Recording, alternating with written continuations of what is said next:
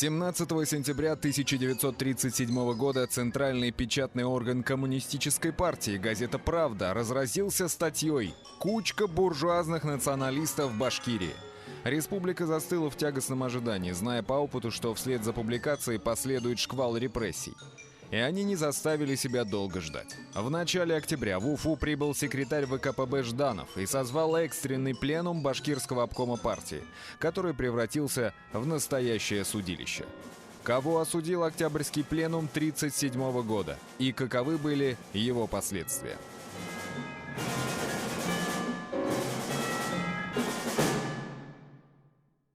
О сталинских репрессиях 1937 года написано и сказано настолько много, что, кажется, этого хватило бы на закрепление генетической реакции отторжения на сталинизм у многих поколений россиян. Однако результаты проекта «Имя России» показали обратное. Сталин для огромного числа россиян является положительным образом. Что это? Незнание истории, наша забывчивость или просто протестный выбор? В любом случае необходимо напомнить, чем были репрессии 1937 года в жизни нашей страны. Массовые политические репрессии в Советском Союзе принято связывать исключительно с именем Сталина, что не соответствует действительности. Террор как средство борьбы с инакомыслием был узаконен еще Лениным в мае 1922 года. Суд должен не устранить террор, а обосновать и узаконить его принципиально, ясно, без фальши и без прикрас. Формулировать надо как можно шире, ибо только революционное правосознание и революционная совесть поставят условия применения на деле более или менее широкого. Таким образом, основой правосудия объявлялся не закон, а пресловутое революционное правосознание, опираясь на которое большевики по окончании гражданской войны приступают к репрессиям в отношении своих конкурентов-эсеров, представителей интеллигенции и духовенства. Вскоре политические преследования приобрели юридическое оформление в Уголовном кодексе СССР. Документы, которые были утверждены Президиумом Верховного Совета СССР в 1927 году. Это печально знаменитые 58 пункты 1.14 и 59 пункты 1.13. Это за контрреволюционные преступления, так называемые, и преступления против органов управления государством. Значит, эти законы, к сожалению, действовали и последующие десятилетия. Новая политическая статья была в массовом порядке опробована в том же 1927 году. За якобы контрреволюционную деятельность были арестованы тысячи так называемых «бывших». Бывшие помещики, бывшие белые офицеры, бывшие буржуи, попы и интеллигенты. Окончательным обоснованием репрессий стал тезис Сталина об усилении классовой борьбы по мере завершения строительства социализма, выдвинутый на июльском пленуме ВКПБ 1928 года. Не бывало и не будет того, чтобы отживающие классы сдавали добровольно свои позиции, не пытаясь организовать сопротивление, заявил Сталин. Таким образом, если враг не сдается, его уничтожают. Это касалось не только так называемых враждебных классов и контрреволюционных элементов, но и внутрипартийной оппозиции. Ветераны партии, вступившие на путь революции задолго до 1917 года, Троцкий, Зиновьев, Каменев, Бухарин, считали Сталина выскочкой и узурпатором, поэтому хотели его уничтожить. Но в итоге были уничтожены сами. В борьбе против Троцкого Сталин опирался на Каменева и Зиновьева. Затем при помощи Бухарина расправился с Каменевым и Зиновьевым. Вскоре пришла очередь Бухарина. К 1928 году Сталин стал единоличным хозяином Кремля.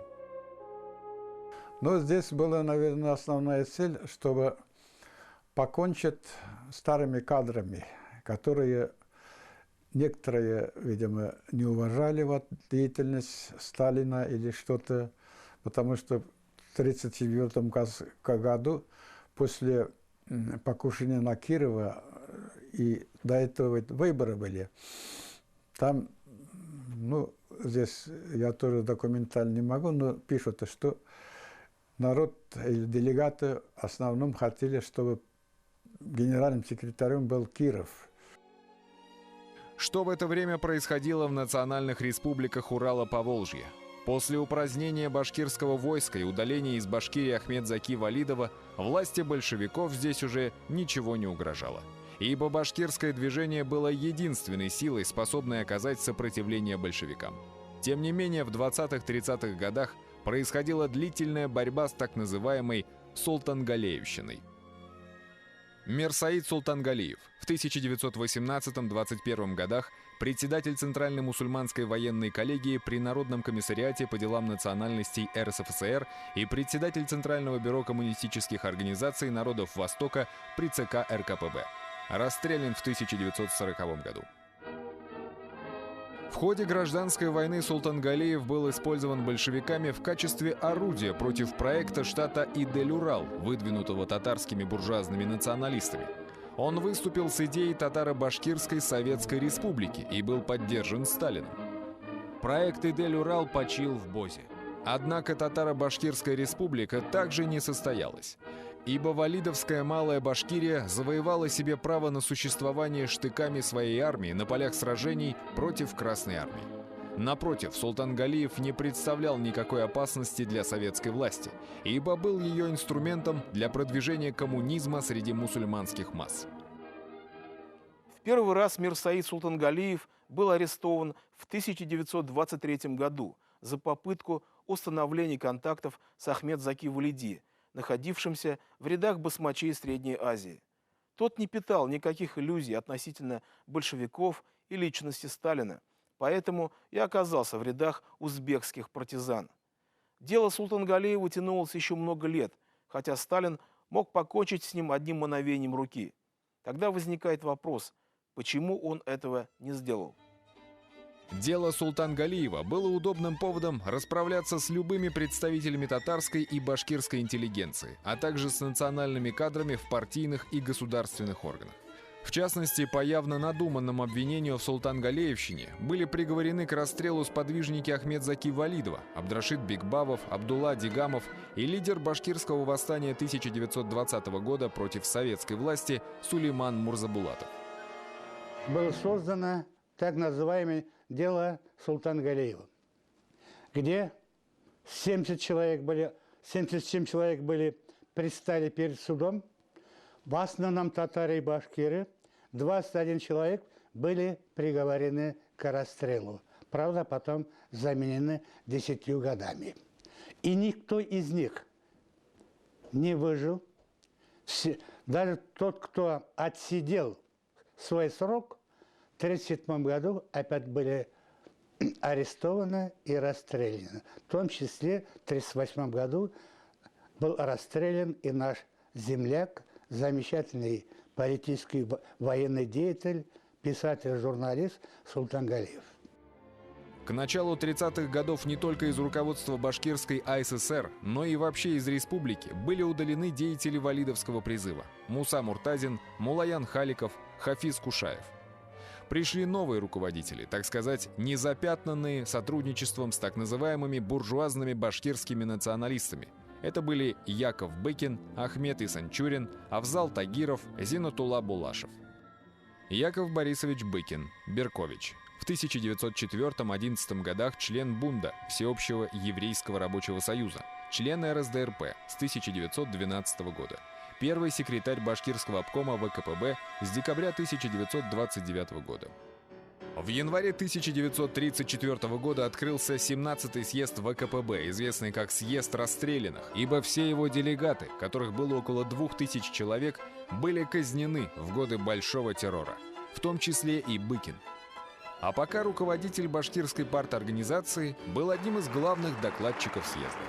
Сегодня мы можем доложить съезду партии и товарищу Сталину, что за эти годы, после 16-го съезда, Башкирия, это бывшая царская колония, благодаря ленинско-сталинской национальной политике ЦК, стала неузнаваемой, далеко шагнула вперед по пути ликвидации своей хозяйственной и культурной отсталости.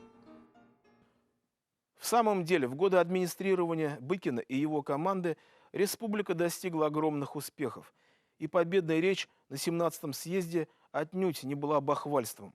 Был сделан прорыв в экономической, социальной и культурной сферах. Предметом особенной гордости Быкина была кадровая политика, делавшая упор на подготовку местных специалистов. В своем докладе на 17-м съезде партии Быкин говорил: В Ишимбаево строится новая нефтяная база на востоке. Из пробуравленных 16 скважин 14 дают нефть. Для вывоза этой нефти строится железнодорожная линия Уфа-Ишимбаево. На основе индустриального роста Башкирии создаются и растут новые кадры из коренной национальности Башкирии. Помимо Ишимбая разрабатывается Туймазинский нефтяной район. Начинается добыча угля в Куюргазах, что приводит к возникновению города Кумертау. Под Уфой строится крупное моторостроительное объединение. За годы второй пятилетки в республике было построено 36 крупных промышленных предприятий. За эти годы республика шагнула вперед в области промышленности, сельского хозяйства. В 1935 году республика была награждена за успехи в сельском хозяйстве, промышленности орденом Ленина. Все, что вы видите здесь, построено за последние 4 года. Город продолжает расти, прокладываются новые улицы. Нефтяники Башкирии выполнили и перевыполнили обязательства, взятые в письме к товарищу Сталину. Как писал в свое время журналист Касим Азнабаев, бывший в те годы главным редактором газеты «Башкортостан», 1935 год был годом расцвета республики. Быкин и Булашов были награждены высшими наградами СССР, орденами Ленина. Зинатулла Гизатович Булашов родился в деревне Карашиды Иглинского района Республики Башкортостан. В 1930-37 годах председатель Совета народных комиссаров БАССР.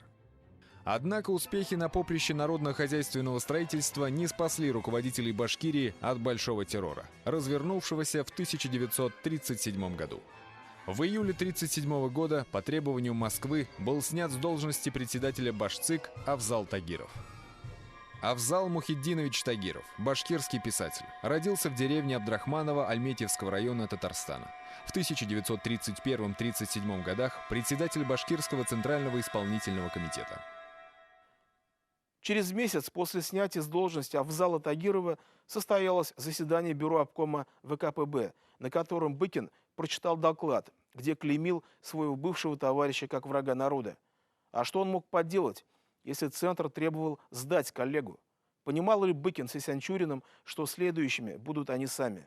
Или они наивно полагали, что, изгоняя из партии Авзала Тагирова, они проходили своеобразную проверку на большевистское хладнокровие, не щадящее во имя партийной дисциплины даже своих товарищей? Установка на начало большой чистки была дана на февральском-мартовском пленуме ЦК ВКПБ 1937 года, на котором со своим докладом о недостатках партийной работы и мерах ликвидации троцкистских и иных двурушников выступил сам Сталин, повторивший свою доктрину об обострении классовой борьбы по мере строительства социализма. Из 72 лиц, выступавших на пленуме, 52 человека были расстреляны. И вот 17 сентября 1937 года центральный печатный орган коммунистической партии, газета «Правда», разразился статьей «Кучка буржуазных националистов Башкирии», в которой утверждалось о том, что бывшие валидовцы, окопавшиеся в партийных и государственных органах республики, готовят план отторжения Башкирии от СССР с целью создания пантюркского государства Туран. По мнению «Правды», башкирский обком партии и его секретарь Быков и Исянчурин не только не разоблачали активных валидовцев, но даже опирались на них. Все основные руководящие посты республики были вручены валидовцам. Многочисленные сигналы рабочих колхозников о преступлениях националистов обком систематически игнорировал. Обком фактически отдал на откуп советский аппарат. Секретарь Центрального исполнительного комитета Кальметьев, один из вожаков валидовского движения. Приехал Жданов, верный опричник Сталина. Видя, как над республикой сгущаются тучи, Быкин пишет Сталину и просит его прислать толкового чекиста, чтобы объективно разобраться в ситуации. Жданов прибыл в Уфу. Бросил встречавшему его Быкину со зловещей ухмылкой: «Вот я и приехал. Думаю, что я покажу себя толковым чекистом». Жданов Андрей Александрович, член партии большевиков с 1915 года, с 1934 года секретарь ЦК ВКПБ. Жданов со своей командой обитал в спецвагоне на железнодорожном вокзале. В ночь с 3 на 4 октября были произведены массовые аресты членов бюро обкома и секретарей райкомов. Аресты производил вновь назначенный нарком НКВД БССР Медведев. И вот в такой морально угнетающей атмосфере утром 4 октября 1937 года открывается экстренный 3-й пленум Башкирского обкома ВКПБ. Очевидец тех страшных дней Касим Азнабаев вспоминает о нервозной атмосфере, царившей в городе в день открытия пленума. Тут подбегает одна актриса, хватает за руку. «Кто приехал?» Говорят, Сталин? Я отмахнулся, не знаю. Решил, что это провокация. Вошел в здание обкома, везде НКВД. Он был секретарем, то есть редактором газеты «Башкортостан», башкирский. Второй молодой, 19 или 20 лет, тоже грамотный был. Азнабаев Касым Кутевич. Вот. И когда Жданов приехал, и вся охрану обкомскую сняли наш. Московскую охрану поставили. Вот где Советская площадь. Охрана московская поставили. Все милиции и прочие, а наши убрали. Начался злополучный пленум. Касим Азнабаев вспоминает. Открывается дверь, и в зал входит секретарь ЦК ВКПБ Жданов, Медведев, новый руководитель НКВД республики, Заликин, будущий первый секретарь обкома партии. Жданов предлагает открыть пленум. Быкин из зала бросает реплику, что пленумом это назвать нельзя, поскольку нет членов бюро и многих членов обкома. Жданов настроен агрессивно. Он игнорирует замечание Быкина, сам назначает президиум и сам открывает пленум. Заметьте, с Быкина никто еще не слагал обязанностей первого секретаря башкирского обкома ВКПБ. Стенографистов нет. Протокол пленума ведем мы, редакторы республиканских партийных газет, я и Мартовский. Жданов дает слово Быкину, но через 10 минут прерывает его. Вы лучше расскажите о своей вредительской деятельности. Затем Жданов прочитал показания заведующего отделом промышленности Марнянского и заместителя председателя Госплана Дубенского, выбитые у них накануне пленума. В башкирской парторганизации якобы существовали две контрреволюционные группы – троцкистско-бухаринская под руководством Быкина и буржуазно-националистическая, которую возглавлял Исанчурин. Ахмед Рисмухаметович Исанчурин родился в селе Имангулово Октябрьского района Оренбургской области.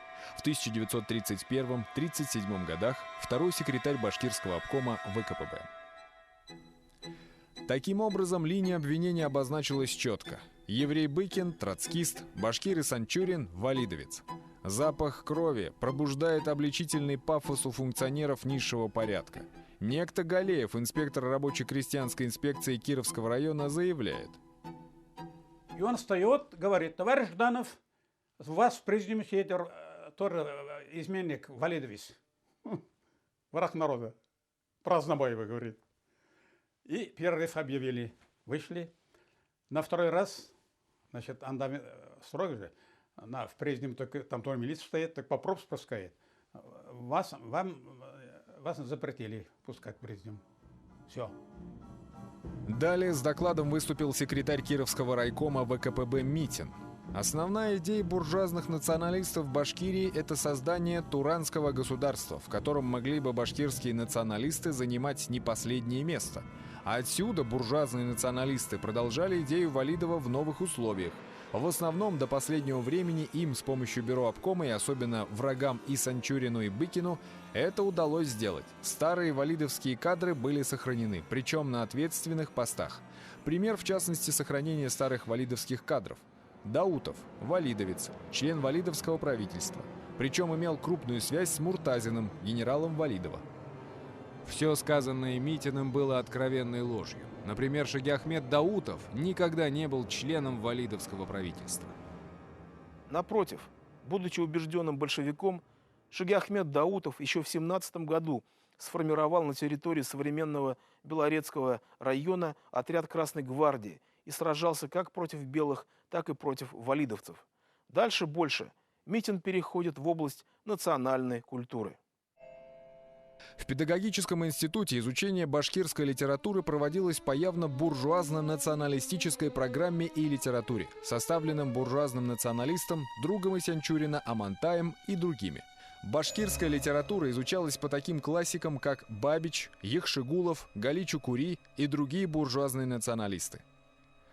Определение Гали Чукури, суфийского поэта XIX века, как буржуазного националиста было явной натяжкой. Валидовцами были названы Афзал Тагиров, Дауд Юлдый, Абдулла Мантай, что также не соответствовало действительности. Первые два были красногвардейцами, последний в годы гражданской войны был ребенком. Театральный деятель Муртазин Иманский был осужден лишь за то, что имел несчастье быть однофамильцем с Мусой Муртазиным. Наконец выступил сам Жданов. В открытую враги пойти не могут, нужно разоблачать по делам. Когда подбираешь, с кем работаешь, кто вокруг тебя. Вот у Быкина и Санчурина оружие. Мечтали быть лидерами Башго. Уже исходя из этой фразы было ясно, куда клонит Жданов. Башго — это намек на марионеточное государство Маньчжоу-го, созданное японцами на территории Маньчжурии.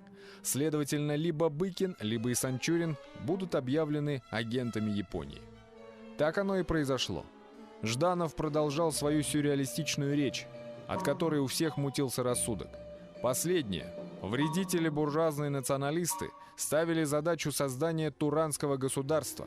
Это ловушка. Они готовили для Башкирии судьбу Абиссинии, Шанхая. И Санчурин является агентом японо-немецкого фашизма. В заключительном слове Жданов сказал: нанесен удар в самый центр контрреволюции в Башкирии. Столбы подрублены, заборы повалятся сами. Ясно, Башкирия не оазис, а место классовой борьбы. Скорее забыть проклятые фамилии. Осиновый кол на их могиле. Действительно, сразу же после пленума по республике прокатился шквал репрессий, а проклятые, по выражению Жданова, фамилии на многие десятилетия были преданы забвению. Почти 70% председателей райисполкомов, секретарей райкомов арестовали при выходе после пленума, потому что там охрана стоит. Пленум завершился арестом 274 человек, в том числе секретаря обкома Быкина и Санчурина, председателя Совнаркома Булашева, председателя СИК Афзала Тагирова. Это было только начало. До конца 1937 года было арестовано около 1000 человек. Полностью партийное руководство, советское руководство, хозяйственное руководство было обновлено. Вместо старых деятелей, как правило, приходили малограмотные работники, часто варяги, не знающие местных условий. Быкин, его беременная жена, а также и Санчурин, Тагиров, Булашов были расстреляны. Но этого было мало. Заликин, новый секретарь башкирского обкома ВКПБ и органы НКВД, верно поняв общее направление политики, давали нужную статистику.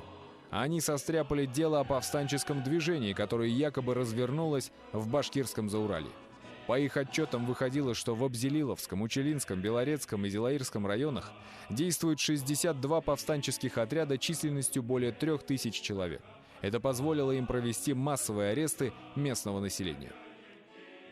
В Давлеканский район направили двух этих НКВДистов арестовать 100 человек. Они приехали, арестовали 98 человек. Потом они звонят: больше никого арестовать нету, повода нету. Ну, а сказали: арестуйте 2 человека, пишите, если нет повода, пишите японский шпион или немецкий шпион. План выполните, тогда вернетесь. Вот такая установка была. Или в Адзилаевском районе 305 человек арестовали. Там Беляев, начальник НКВД. И 120 расстреляли. Вот. Что вот они такие, значит, у них оружие есть, они организовали восстание или что-то пытались организовать, а фактически ничего не было. Была репрессирована почти вся башкирская творческая интеллигенция. Пострадало множество простых людей. Расстрельная машина работала и день, и ночь. Расстреливали под оглушительный рев моторов в подвалах республиканского НКВД, а также за городом, на Сергиевском кладбище, на обрыве Уфимки, там, где ныне расположен санаторий «Зеленая роща». Убитых свозили на Ивановское кладбище и кучами сваливали в братские могилы. Считается, что в годы Большого террора по 58-й политической статье было репрессировано, расстреляно, посажено в тюрьмы, сослано более 50 тысяч человек. Как пишет историк Билал Хамитович Улдашбаев, в результате кадровой революции, осуществленной карательными органами после злополучного кровавого пленума 1937 года, произошла деинтеллектуализация руководства республики. Пришли люди малограмотные, рабски послушные, повязанные с партией кровью. На глобальном уровне политика большого террора внушила в наш народ потомственный страх, неизжитый до сего дня. Но у страха есть обратная сторона. Как только слабеет рука хозяина, рабы сами превращаются в безжалостных палачей своих хозяев.